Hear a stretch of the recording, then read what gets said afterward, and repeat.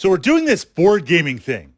What are we looking for? What am I looking for when I'm asking that question? Will this title have play in my collection?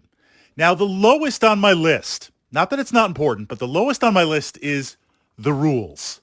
I need the rules to be just good enough to give me a game experience. It's not going to have the tightness and the complexity, although there are some complex board games out there. Kingdom Death Monster. Exploring that complexity, it's not going to be a role-playing game. It's not going to be a war game. It's not going to be Magic Realm. But I just need it to be good enough to deliver an experience. For me, board gaming is a very social event. And while I do play a number of solo games, I like to sit down with some friends, roll some dice, have some laughs, create some memories. So the rules for me are really kind of a vehicle, a delivery system. What's more important is the narrative, the components, the missions, the gameplay. And how does this layer over within that framework for games that are an established IP or an established title?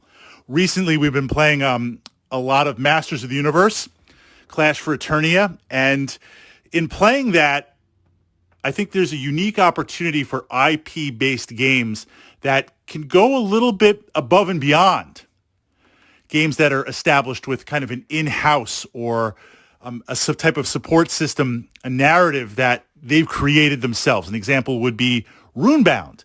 I love Runebound. I pull that example out because I am one of those guys that tracks in an Excel spreadsheet all of my gameplays. And if I crunch the number out there, number one is Runebound. Apparently, I've also played a ton of Dark Souls.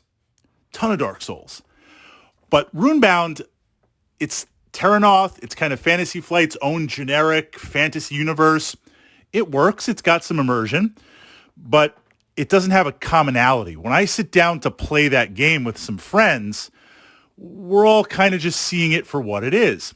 When you sit down with an established IP, like when we're playing Masters of the Universe, if I'm sitting down with friends that are aware of that IP outside of the game, they're already bringing enthusiasm. They're already bringing a narrative. They're already bringing an understanding of that universe into the game. There's a certain synergy when known IPs are done correctly that add tremendously to the game. And if the rules are just good enough, and if the components actively model and pull in known characters or pull in known reference points from that universe, that is a win-win-win. I mean, Star Wars is another great example. You sit down to play a Star Wars game, and you already understand what's going on.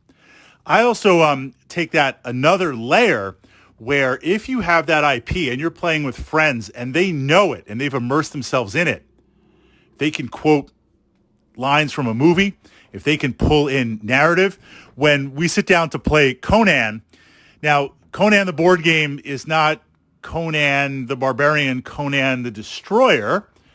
That's a separate story. I mean, it's Conan, but it's not Conan as reflected in the movies or even the comic books, King Conan. Massive King Conan fan.